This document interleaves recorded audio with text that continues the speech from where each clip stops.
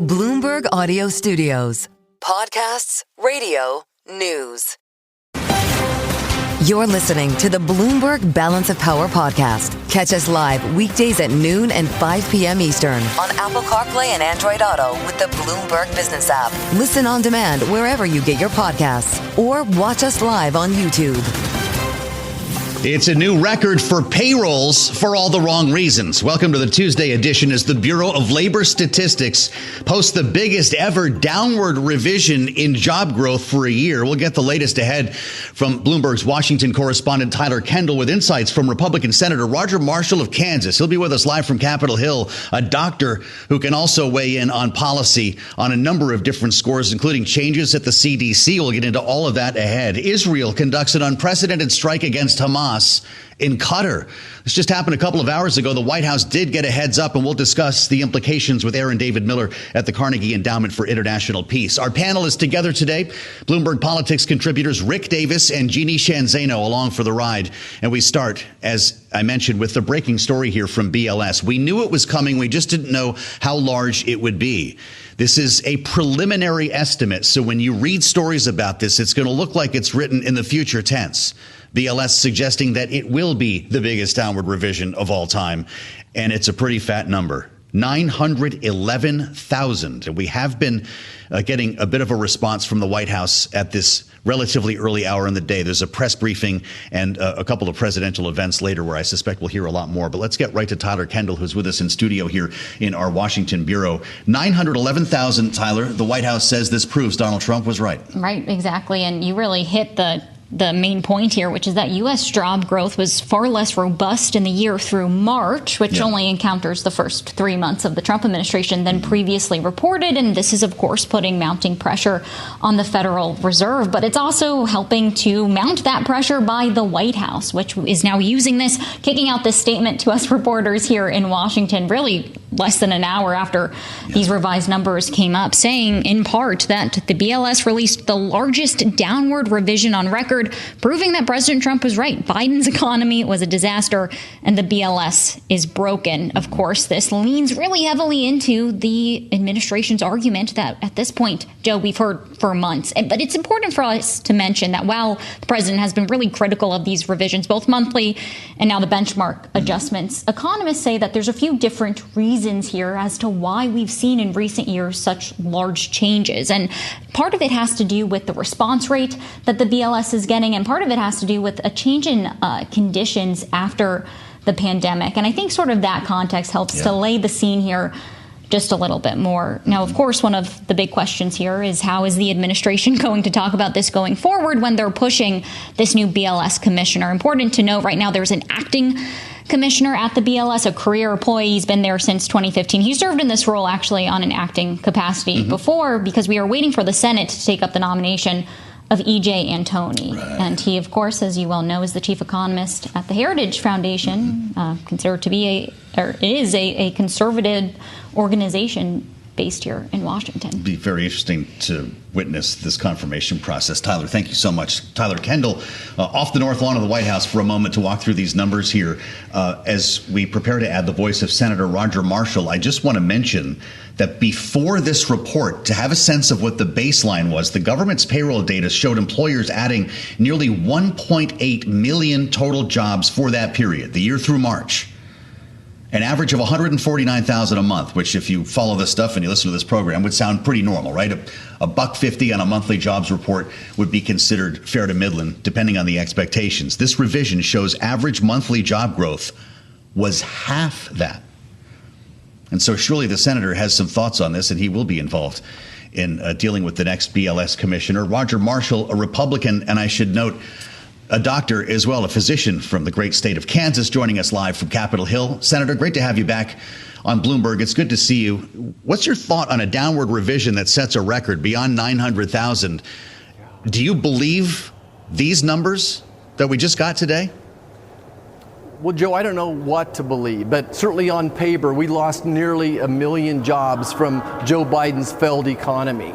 This is why I've been so frustrated for the past year trying to bring attention to this, that doing it the same old way doesn't work, and there's no excuse. I don't care whether they blame it on COVID, it's post-COVID. There's absolutely no excuse when you're trying to legislate, when you're in the White House trying to make a decision, the Fed's trying to make a decision on interest rates. You need good data. The BLS is responsible for inflation numbers and new jobs numbers. So it just makes our job next to impossible, and that's why President Trump fired the current BLS administrator, and now we need somebody new, and that's why I think that Dr. E.J. Antoni will be a great new member to come in there and turn that place upside down and start over.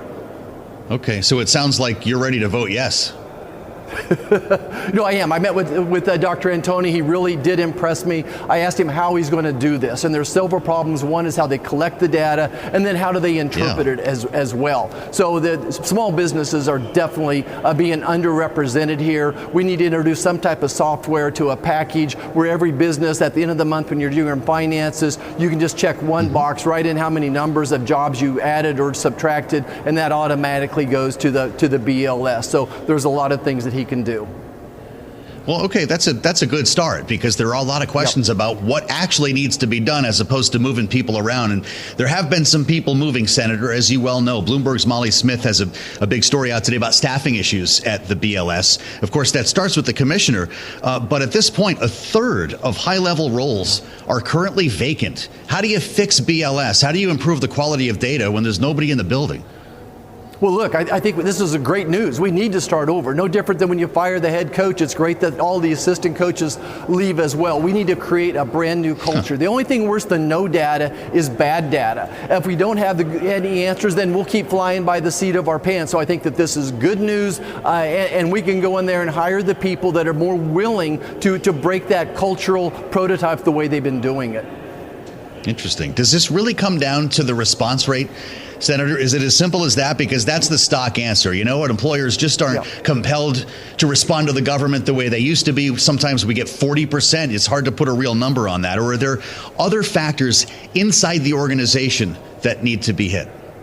Yeah, so I don't think there's one magic bullet, but I was surprised to find out that part of the data, the Census Bureau was out there also gaining information from households. So I am worried about when one agency collects the data, 15 different hands touch it, then it goes over to BLS and other people touch that data as well. All I know is right now the system's broken. We need to start over, and I think that there's a technology solution to a lot of this, and I can't write that program, but I'm sure there's businesses out there that are going to make a good living on getting this technology right. Well, absolutely. I suspect that there'll be some interesting news if Mr. Antoni gets the job and gets rolling on all of this. Interesting news on who might be hired and how these contracts are doled out. Senator, I have to remind everybody, as I said in the outset here, that you're a physician and you're Doc Marshall to a lot of folks on Capitol Hill. So we were paying close attention in that hearing with RFK Jr. last week. You've delivered 5,000 babies in your career, which I found incredible to learn about you today, Senator. And here you find yourself working alongside 99 babies in the Senate, which is something to think about as well. Are you concerned? I saw you in that hearing. I don't know what you're laughing at right now, but I saw you in that hearing with Secretary Kennedy. Do you worry about the loosening of guidelines around COVID vaccines? I don't actually. I think the whole goal of Secretary Kennedy is to bring transparency and trust back to the CDC. That Secretary Kennedy, myself, we believe in parents, that you can make your own decisions for your children, that not every person needs every vaccine.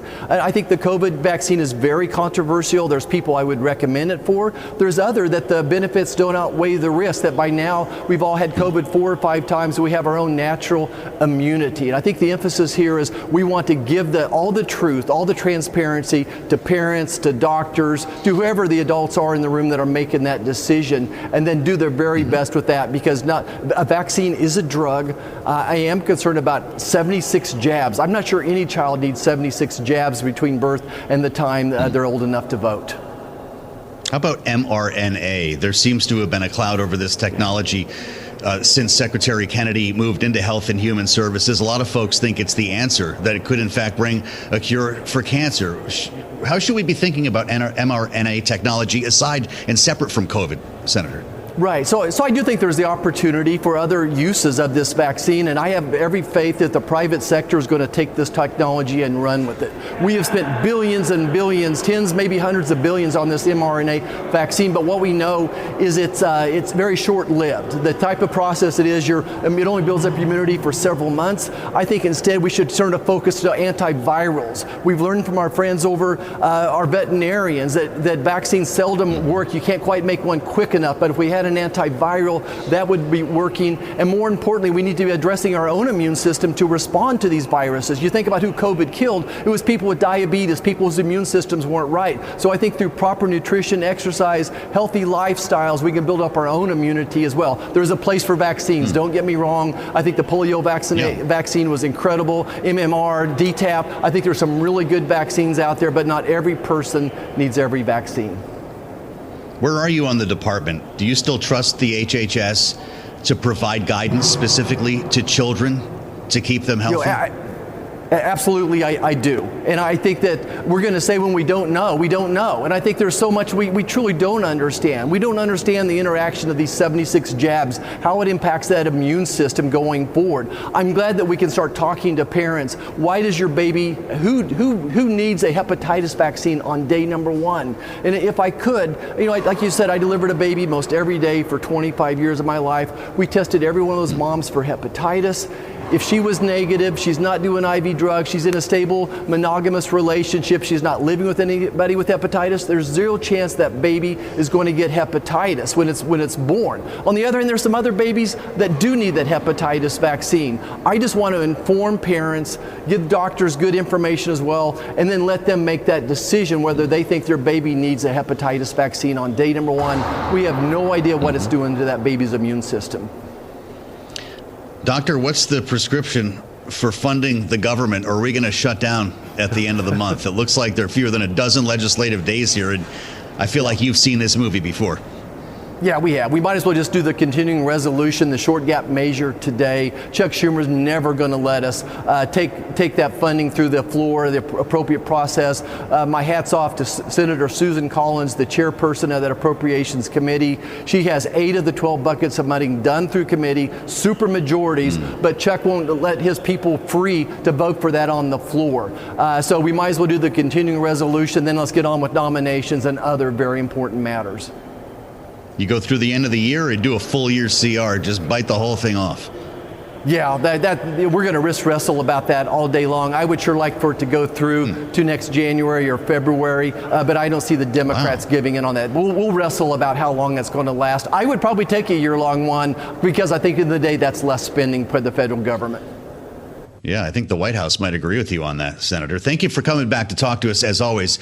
Dr. Roger Marshall, the Republican from Kansas, and a member of the U.S. Senate with us here on Balance of Power. Thank you, sir. We're going to have much more ahead as we turn to geopolitics in our conversation with Aaron David Miller, only here on Bloomberg.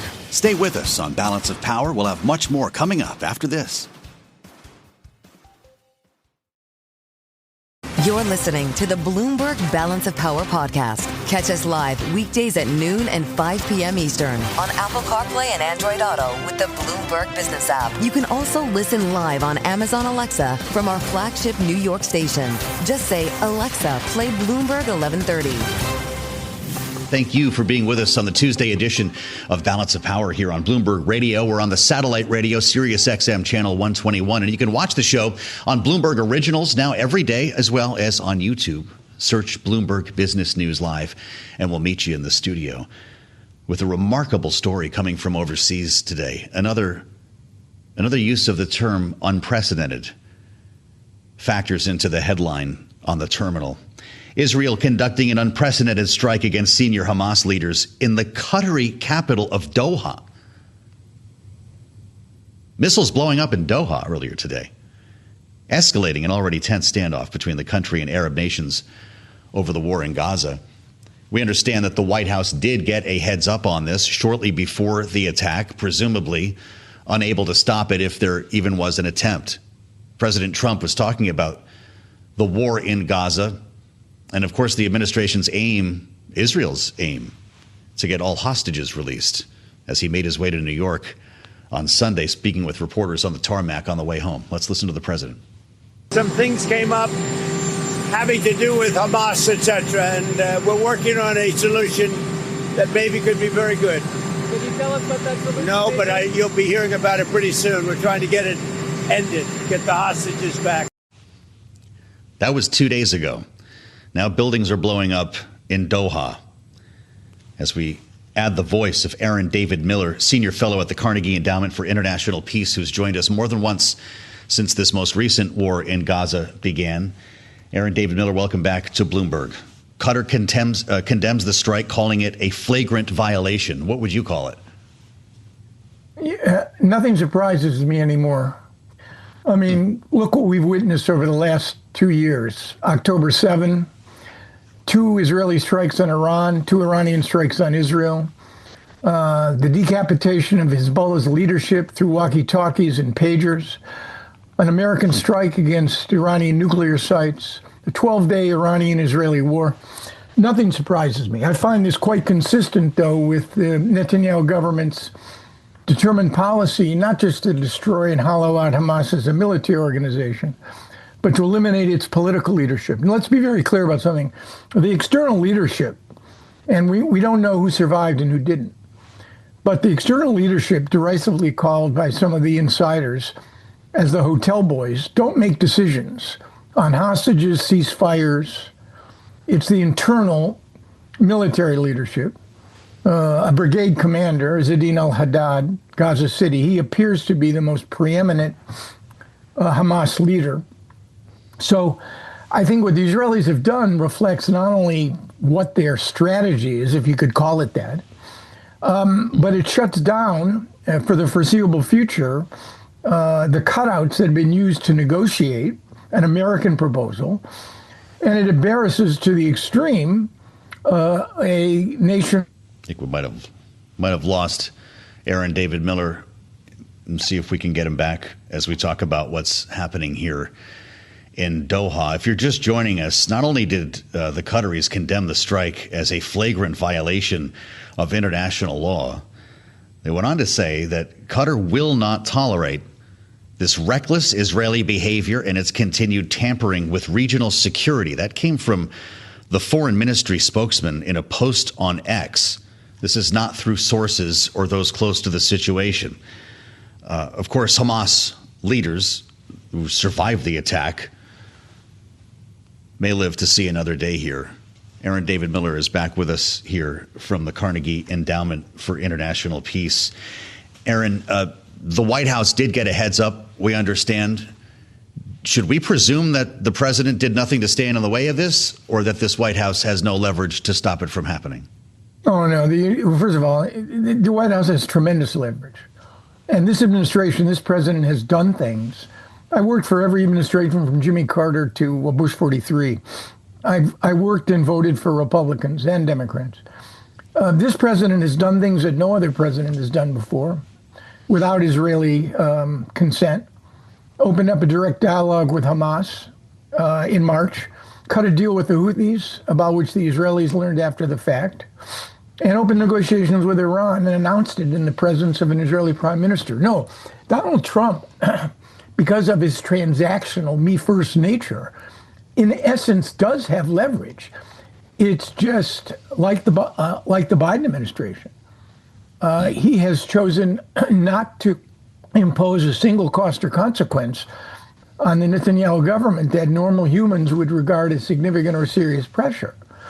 And it's hard for me to believe that the Israelis would undertake this without at least a blinking yellow light, if not a green one, from the Trump administration. But we'll see, given at the next briefing, exactly how the administration comports itself, distances itself, but yet supports it, chooses not to speak at all about this issue. Hard to read right now. Boy, there's a lot there. And we are going to get a press briefing, by the way, from the White House coming up at the top of the hour at 1 p.m. Eastern time. Qatar is home to the biggest U.S. military base, the biggest air base in the Middle East. Should that not cause concern at the Pentagon, inside the White House, when missiles are flying over or near an American military installation? under normal circumstances, given the realities back here on planet Earth, rather than the realities tethered to a galaxy far, far away, sure. But remember, the Iranians struck Qatar 2 in response to the American strike of the 3 nuclear sites. I mean, yes, for sure. Qatar has, I'm certainly in the eyes of the administration. And remember, you've got the jazzed up, soon-to-be Air Force One gift from the Qataris to the president. So I think that this administration has a very large part of its heart in the Gulf. Saudi Arabia, the Emirates, Qataris with the airplane gift. So I suspect that this is where the administration, for any number of reasons, believes it wants to put its focus. And as a consequence, I think the administration will try, and the Qataris will try, to make sure whatever the broken crockery that exists here throughout the region, I'm sure the Arab states now have concluded in their own minds that Israel is a force for instability in the region, not a force for stability. They may have come to that conclusion quite a while ago, but I think the Trump administration and the Qataris will do everything possible to avoid an open break over this. But again, everything's going to turn, I think, on what the administration's reaction is. Because over the last 7 months, it's quite clear to me that the only constraint, the only leverage, Europeans don't wield it, the Arab states don't wield it, the international community has been feckless, divided, disinterested, the UN.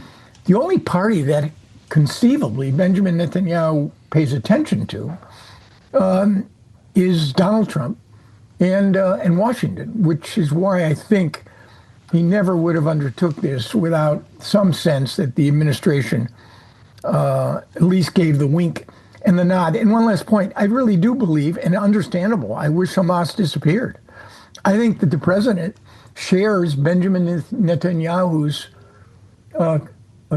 conviction that Hamas needs to be not just undermined militarily, but downgraded to the point of disappearing on the political side.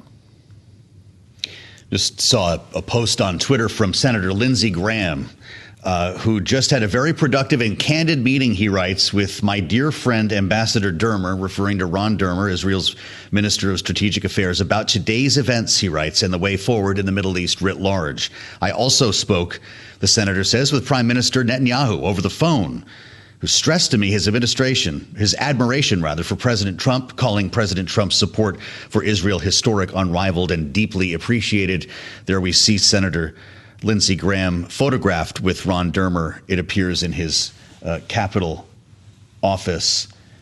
You served, I believe, Aaron David Miller, in your time at the State Department, 24 years and 6 secretaries? Yeah. You sound a bit despondent today. Is that the right word to describe the way you're feeling? No. I mean, I've grown used to dealing with uncertainties in this region and keeping my expectations exceedingly low. But the one takeaway I have is that the most important thing that has occurred since October 7th, in my judgment, and one of the reasons we're even having this conversation, Joe, is that the Israelis, State of Israel, has now acquired something that no Israeli government has ever acquired since the creation of the state in 1948. And that is, the fancy term for it is escalation dominance. Israel can determine the pace, the intensity, the focus of their military activities with all of their adversaries, with Iran, with Hamas, with Hezbollah. Houthis provide somewhat of an exception. Israel can escalate in ways that none of their adversaries can. And what you're seeing play out now, remember 2 weeks ago, Israelis struck Sana'a and may have killed a majority of the Houthi cabinet. They killed Ibrahim Haniyeh at a IRGC guest house in Tehran in 2024. They've eliminated most of the Hezbollah leadership, including Hassan Nasrallah, and they've killed most of the senior commanders. Aaron David Miller, I'm sorry we don't have more time, but come back and talk to us. It's always a great pleasure, and we always learn something from you. From the Carnegie Endowment, Aaron David Miller on Bloomberg. Stay with us on Balance of Power. We'll have much more coming up after this. You're listening to the Bloomberg Balance of Power podcast. Catch us live weekdays at noon and 5 p.m. Eastern on Apple CarPlay and Android Auto with the Bloomberg Business app. You can also listen live on Amazon Alexa from our flagship New York station. Just say, Alexa, play Bloomberg 1130. Just 20 minutes from now. That's also, incidentally, when the White House press briefing is set to begin. Caroline Leavitt surely loaded for bear today after that letter came out last night. Were you with us on the late edition of Balance of Power? The letter that the president purportedly wrote, well, it was more of a card on letterhead to Jeffrey Epstein for his birthday. It's part of the big birthday book. And the White House will remind us today, and we should all be aware, that Donald Trump was not the only person in that book, far from. As he reminds us frequently, Bill Clinton was in the book, along with many other heavy hitters from back then. But of course, Donald Trump is the president right now. And he told us that that letter, that note, didn't exist. And now that people are scrutinizing the signature and all the rest of it, it's brought the story back to the front burner here.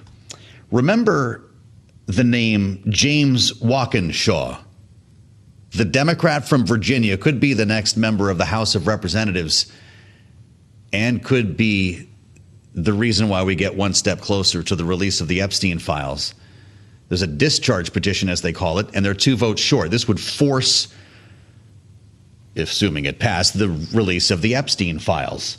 And if they're too short, well, we got one, it looks like, today. There's a special election happening in Virginia to fill the seat of the late Jerry Connolly. This is Virginia's 11th congressional district, and it will not be a surprise when a Democrat wins, okay? That's the Democrat named James Walkinshaw. Then there's another special in Arizona later this month.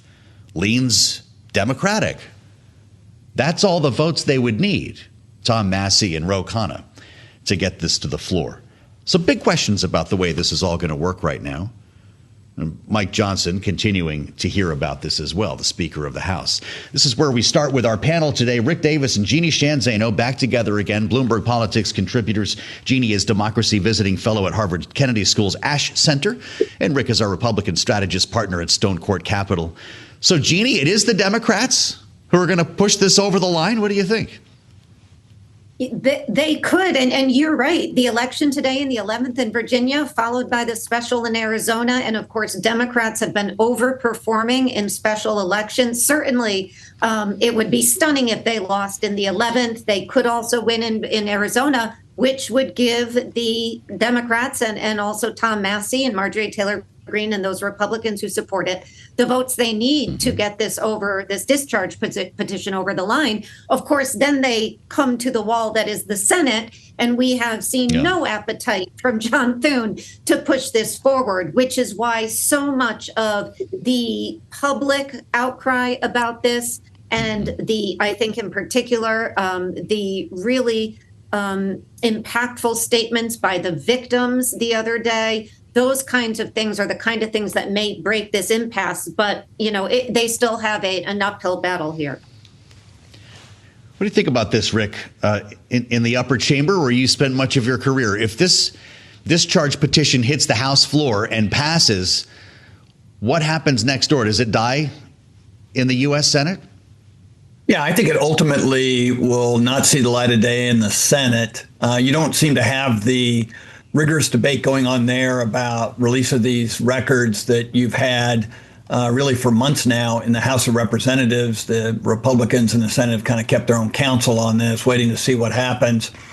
And they don't tend to play to the crowd as much as the House does. So this is definitely a populist, feed the MAGA beast issue. Nobody else in America really cares about this kind of stuff. And so it's a little bit like self-immolation in the House, right? I mean, they know this is not good for their electoral chances. It's taken a lot of attention away from talking about the economy and things that voters care about.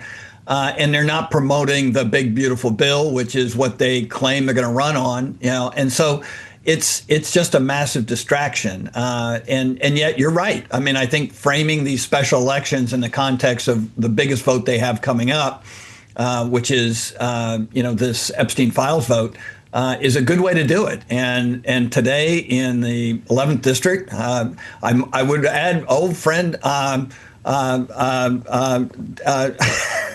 My old friend I can't remember anymore was a congressman, Republican from there. Yeah, and for a long time, and yet this has been a reliably Democratic district now, certainly throughout Connolly's time, and everybody I know in Virginia is expecting this to be retaken by the Democrat. So my guess is you're right. This is one vote closer to a discharge petition, and that's what we're going to be talking about for the rest of the week.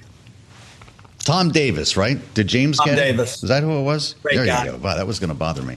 My close friend. Okay, so, well, yeah, that's with all of that said here, Jeannie, if this passes muster with a discharge petition and dies in the Senate, does that stop the conversation? Because you've got one chamber of Congress here that thinks it should be released.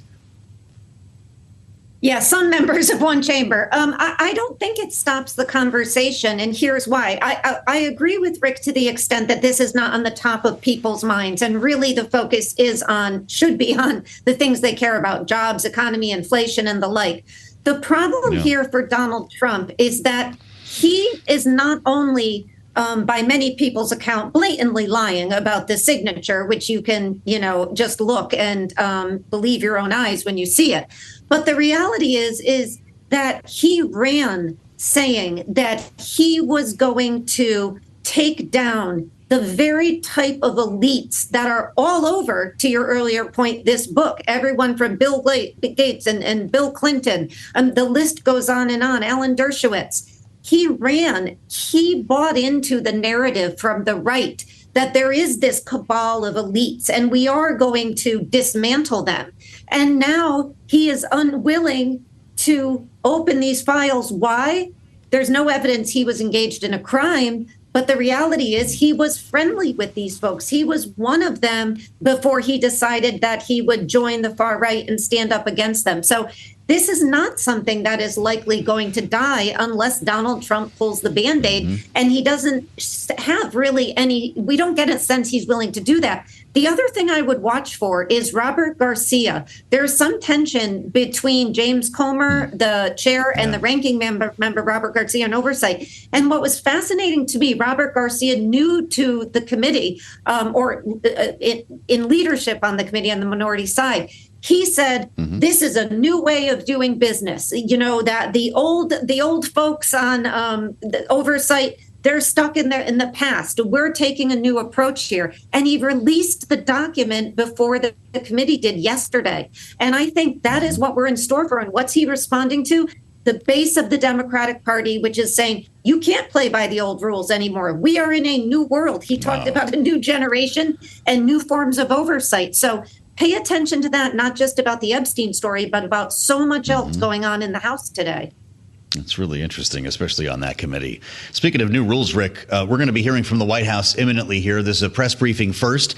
I'm sure Caroline Leavitt will have a lot to say, and she'll certainly be asked about this, whether or not she opens with it. And the president himself has a couple of events today, one of them right up against the late edition of Balance of Power. We could be hearing from him right around 5 p.m., and surely he'll be talking about this or trying to move the conversation away from it, but we'll be cognizant of this whole story emerging today. We've heard a lot from the president about other people in that book, and I wonder if we're being fair, to be honest with you, Rick. Bill Clinton is in that book, as I mentioned, talking about Jeffrey Epstein's childlike wonder in the letter that he wrote. Peter Mandelson, UK ambassador to Washington, in there as well. His spokesman last night had to talk about, once again, the regret that he feels of ever knowing Jeffrey Epstein. Does it help Donald Trump that he's one of dozens of people in this book? I think that it's a little bit like what Jeannie was saying. Donald Trump stands out because his claim was, I'm not one of those people, right? I mean, the rest of them aren't distancing themselves from each other. They're distancing themselves from Epstein. Trump's trying to do something that's quite unique, which is distance himself from Epstein and everybody else in the book, or is close to any kind of list of friends that, we've been talking about with regard to Jeffrey Epstein. So, and today he's saying, well, this is a dead issue. I declare it dead. He's the worst one at declaring anything dead because he brings it up all the time. He talked about this all throughout the campaign and how he was going to put light on this issue. And it's really an issue concocted by MAGA to stir up the base. And now it's coming back to bite the leadership. And I wouldn't be surprised, like you, that he can't discipline himself and claim it's a dead issue and goes right into it and sort of defends his position and claims none of this stuff is real. J.D. Vance, the vice president on Twitter, Jeannie, Democrats don't care about Epstein. They don't even care about his victims. And we've heard Republicans say that on this program.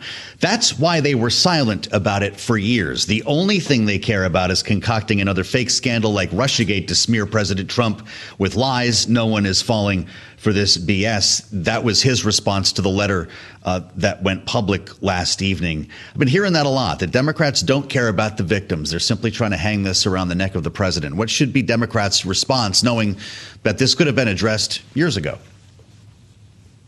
It should be, we're so glad you're supportive of the victims, Vice President. Release the files as they have requested. That's it. That's all they have to say. I'm not sure, this is where the Republicans are really trying to claw out of a problem. Even if that's the case, Democrats don't care at all. Why don't you care enough to do what the victims are asking so that they can get closure, many of whom can't even recall, given the amount of PTSD they have experienced, how they are referenced in these files. They haven't seen them. They're asking to. If that's the case, Mr. Vice President, please, by all means, show your support and release the files. That's it. And so, J.D. Vance, his Twitter has been fascinating to me, by the way, whether it's on the Venezuela boat thing or anything else these days. But it doesn't seem to help their cause. And on the Bill Clinton letter, Joe, if you can tell me what that letter meant, I will pay you. I don't have $1 million, but something, Joe, because I tried to make sense of it. It was nonsensical to me. And maybe it's just me. I'm not in that mindset, and nor do I want to be, but I couldn't make any sense of that birthday note. I would not think you are, nor Rick Davis, for that matter. Yeah, it's quite the rogues gallery and quite the read. Jeannie, thank you. And Rick Davis for humoring us in this conversation that apparently will not be ending anytime soon and may well continue a little bit later on at the White House. We've also got the matter of this massive BLS downward revision that I suspect the White House does want to talk about, and the president will shine a light on here as a justification, based at least on the statement that they issued earlier on this record revision, a justification of President Trump's firing of the BLS commissioner. Rick Davis and Jeannie Shanzano, Bloomberg Politics contributors, and only on Balance of Power. Thanks for listening to the Balance of Power podcast. Make sure to subscribe if you haven't already at Apple, Spotify, or wherever you get your podcasts. And you can find us live every weekday from Washington, D.C. at noontime Eastern at Bloomberg.com.